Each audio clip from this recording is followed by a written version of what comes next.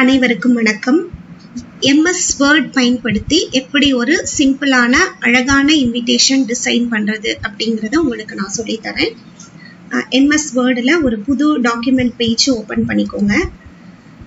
Open பண்ணிட்டீங்கன்னா மேல இங்க பேஜ் லேஅவுட் அப்படின்னு சொல்லிட்டு ஒன்று இருக்கும். இந்த பேஜ் லேஅவுட்டை கிளிக் பண்ணிக்கோங்க. பேஜ் லேஅவுட்ல பேஜ் பார்டர்ஸ் அப்படின்னு இருக்கும். இதை கிளிக் பண்ணிக்கோங்க. பேஜ் பார்டர்ல மறுபடியும் இப்போ உங்களுக்கு பார்டர்ஸ் ஓப்பன் ஆச்சுன்னா இந்த பேஜ் பார்டரை செலக்ட் பண்ணிக்கோங்க. இதுல ஆர்ட் இங்க பாருங்க, ஆர்ட் அப்படின்னு இருக்கு. இந்த ஆர்ட்டை கிளிக் பண்ணிக்கோங்க. கிளிக் பண்ணிட்டு ஏதாவது ஒரு பேஜ் பார்டர், இதுல நிறைய பார்டர்ஸ் வந்து நமக்கு கொடுத்துருப்பாங்க. இதுல ஏதாவது ஒரு பார்டரை நீங்க செலக்ட் பண்ணிக்கோங்க. ஏதாவது உங்களுக்கு என்ன பிடிச்சிருக்கோ அந்த மாதிரி உங்களுக்கு பிடித்தமான ஒரு பார்டரை செலக்ட் பண்ணிக்கோங்க. நான் சும்மா பெருசா தெரியணும் அப்படிங்கறதுக்காக இந்த பார்டர் செலக்ட் பண்றேன். இப்ப பாருங்க, ஒரு பார்டர் வந்து கிரியேட் ஆயிடுச்சு. இப்ப இந்த பார்டருக்குள்ளதான் நம்ம இன்விடேஷன் அடிக்கணும். என்ன பண்ணுங்க, எப்பவுமே பார்டருக்குள்ள டெக்ஸ்ட் அடிக்கிறதுக்கு முன்னால ஒரு டெக்ஸ்ட் பாக்ஸ் வரைஞ்சிட்டு அந்த பாக்ஸ்க்குள்ள அடிங்க. ஏன் அப்படின்னா, ஒருவேளை பார்டர் மாத்துங்க, கலர் மாத்துங்க அப்படின்னு சொன்னாலும் நம்ம திரும்ப திரும்ப அடிக்க தேவையில்லை. இப்போ நான் இந்த பார்டர் போட்டுட்டேன். உங்களுக்கு சொன்ன மாதிரி நான் டெக்ஸ்ட் பாக்ஸ் போகணும். இன்சர்ட்குள்ள போனீங்கன்னா இங்க டெக்ஸ்ட் பாக்ஸ் அப்படின்னு இருக்கும். இதுல ஒரு டெக்ஸ்ட் பாக்ஸை செலக்ட் பண்ணிக்கோங்க. இதை உங்க பேஜ் அளவுக்கு நல்லா எக்ஸ்பேண்ட் பண்ணிக்கோங்க. நல்லா எவ்வளவு தூரம் இழுத்து விட முடியுமோ இழுத்து விட்டுக்கோங்க. இப்போ இந்த டெக்ஸ்ட் பாக்ஸ்க்குள்ள நீங்க ஃபாத்திமா காலேஜ், வெல்கம் அது மாதிரி அடிக்கிறது எல்லாத்தையுமே அடிச்சுக்கோங்க. ஃபாத்திமா காலேஜ், மதுரை இதெல்லாமே அடிச்சுக்கோங்க. இப்போ நான் சாம்பிளுக்கு ஏற்கனவே அடிச்ச ஒரு டெக்ஸ்ட் பாக்ஸை இங்கே நான் பேஸ்ட் பண்ணிக்கிறேன். அடிச்சு வச்சிருக்கிறேன் ஒரு டெக்ஸ்ட் பாக்ஸு. அதை வந்து இப்போ உங்களுக்காக எடுத்து அங்கே பேஸ்ட் பண்ணிக்கிறேன்.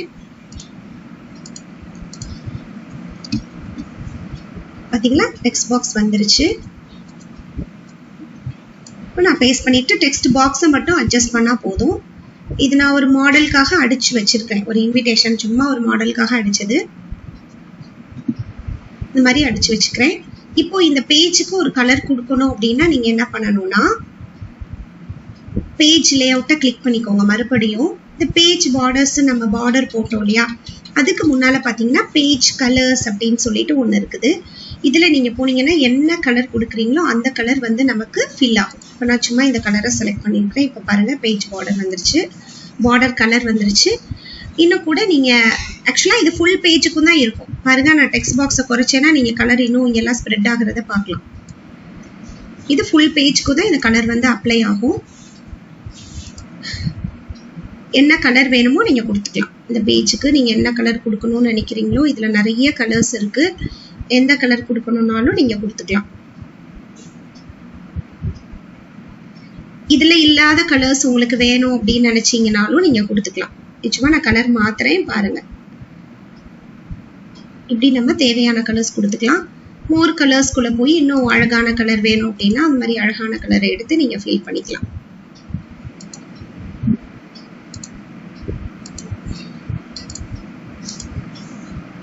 இப்போ நமக்கு பேஜ் பார்டர் கிடைச்சிருச்சு. ஒரு இன்விடேஷனும் நமக்கு ரெடி ஆயிடுச்சு. இப்போ இந்த இடத்துல நம்ம ஒரு கட்டம் போட்டிருக்கோம், ஒரு டெக்ஸ்ட் பாக்ஸ் போட்டோம். அது பாத்தீங்கன்னா ஒரு பிளாக் கலர் பார்டரா இருக்குது. இந்த பிளாக் கலர் பார்டரை எடுத்து விடுறதுக்கு, அது ஆக்சுவலா பார்டர் இருக்கும், அந்த கலர் தெரியாம அந்த கட்டம் வந்து விழுகாம இருக்கிறதுக்கு ஃபார்மேட்டை கிளிக் பண்ணிக்கோங்க. கிளிக் பண்ணிட்டு இந்த இடத்துல ஷேப் அவுட்லைன் ஒன்று இருக்கு. இந்த ஷேப் அவுட்லைனை கிளிக் பண்ணிட்டு நோ அவுட்லைன் அப்படின்னு கொடுத்தீங்கன்னா அந்த அவுட்லைன் கலர் பாருங்க போயிடும். இப்போ வந்து நீங்க இன்விடேஷனை வந்து PDF-ஆ கன்வெர்ட் பண்ணும்போது அந்த கருப்பு கலர்ல பார்டர் வந்து விழுகாது. இதுக்குள்ள கலர்ஸ் வேணும்னாலும் நீங்க ஃபில் பண்ணிக்கலாம். இதுக்கு தனியா நீங்க பார்டர் போடணும் அப்படின்னா, இதுக்கு இந்த கட்டத்துக்கு பிளாக் இல்லாம வேற கலர் கொடுக்கணும்னா இந்த இடத்துல வரும். நமக்கு நிறைய கலர்ஸ் இருக்குது. இங்க பாருங்க, ஆரஞ்சு கலர் இருக்குது. இப்போ நான் ப்ளூ கலர் கொடுக்குறேன், ப்ளூ கலர் மாறுது. இப்போ வயலட் கலர் கொடுக்குறேன், கிரீன் கொடுக்குறேன். இந்த மாதிரி என்ன கலர் வேணுமோ நீங்க கொடுத்துக்கலாம். இது டார்க் கிரீன் தெரியுதா, இந்த பார்டர் கலர் மாறும்.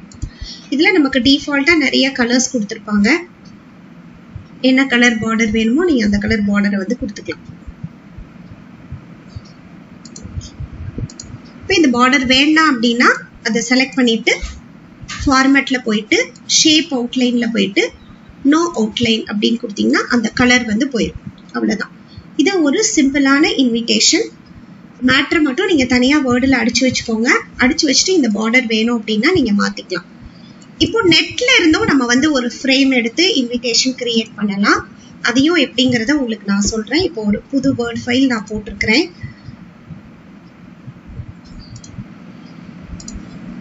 இது சும்மா கூகுள் பேஜ்ல நமக்கு நிறைய ஃப்ரேம்ஸ் வந்து ஓப்பன் ஆகும். இதுல ஏதாவது ஒரு ஃப்ரேமை காப்பி பண்ணிக்கோங்க. உங்களுக்கு எந்த ஃப்ரேம் பிடிக்குதோ சிம்பிளா ஒரு ஃப்ரேமை வந்து காப்பி பண்ணிக்கோங்க.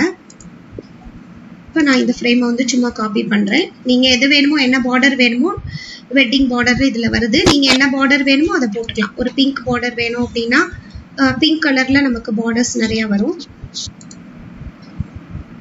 இப்போ இந்த காப்பி பண்ணிக்கோங்க. இந்த இமேஜை காப்பி பண்ணிக்கோங்க. காப்பி பண்ணிட்டு வேர்டில் பேஸ்ட் பண்ணிக்கோங்க. நீங்க எப்பவுமே நம்ம அந்த சர்ச்ல போடும் போதே நம்ம எப்படி போடணும் அப்படின்னா A4 ஷீட் அளவுக்கு இருக்கிற மாதிரி போடணும். இப்போ சில நேரம் இந்த ஃப்ளவர் வந்து நம்ம நெட்ல இருந்து எடுக்கும் போது ஃப்ளவரோட இமேஜ் வந்து உடைஞ்சு போய் அப்படி தெரியும், ஒரு மாதிரி திட்டு திட்டா தெரியும். ஸோ அந்த மாதிரி இல்லாம நீங்க கூகுள்ல சர்ச் பண்ணும் போதே இப்போ A4 பார்டர் டிசைன் அப்படின்னு கொடுத்தீங்கன்னா அது மாதிரி வரும். அந்த உடையாம வருது, சிம்பிளா வருது. அந்த மாதிரி நமக்கு நிறைய டிசைன், இங்க பாருங்க எவ்வளவு டிசைன் இருக்கு நெட்ல அப்படின்னு சொல்லிட்டு இதுல எந்த டிசைன் வேணுமோ நம்ம வந்து எடுத்துக்கலாம்.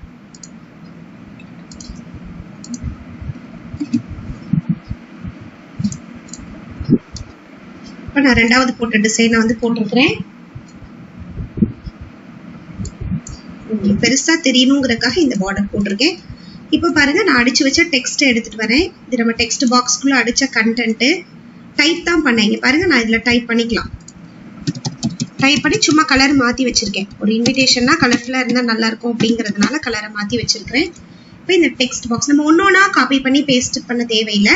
டெக்ஸ்ட் பாக்ஸ் போட்டதுனால இந்த பாக்ஸ்ல இப்படி ஒரு கிளிக் பண்ணிக்கோங்க, ரைட் கிளிக் பண்ணிக்கோங்க, இதை காப்பி பண்ணிக்கோங்க, இதை கொண்டு வந்து இங்க பேஸ்ட் பண்ணிக்கோங்க. இப்போ அந்த இமேஜ் மேல எனக்கு டெக்ஸ்ட் பாக்ஸ் வந்து உட்காருது.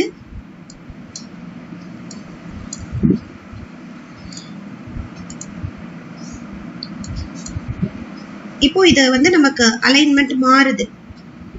ஏன்னா அந்த ஃபாண்ட் சைஸ் கூட இருக்கிறதுனால அலைன்மெண்ட் மாறுது.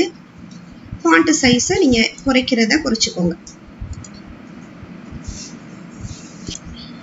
இதை நம்ம டெக்ஸ்ட் பாக்ஸ்க்குள்ள தான் போட்டிருக்கோம். ஆனா அந்த அலைன்மெண்ட் மாறுறதுக்கான காரணம் இந்த டெக்ஸ்ட் பாக்ஸ் உடைய கண்டென்ட் இடம் பாத்தீங்கன்னா ரொம்ப கம்மியா இருக்கு. ஏன் அப்படின்னா இந்த பார்டருக்கே நமக்கு இவ்வளவு இடம் எடுக்குது. அதனாலதான் நமக்கு அந்த டெக்ஸ்டோடைய சைஸ் வந்து கொஞ்சம் குட்டி ஆயிடுச்சு. ஸோ இன்னும் கூட நம்ம அந்த ஸ்பேஸ் இருக்கிற மாதிரியான பார்டரை நம்ம எடுத்தோம் அப்படின்னா நமக்கு வந்து இவ்வளோ தூரம் அது அலைன்மெண்ட் வந்து மாறாது.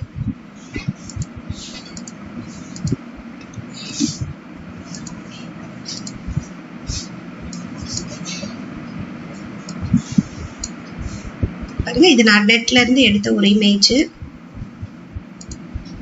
இப்போ இந்த கண்டென்ட்டை டெக்ஸ்ட் பாக்ஸை நான் காப்பி பண்றேன். இது கொண்டு போய் நான் பேஸ்ட் பண்றேன்.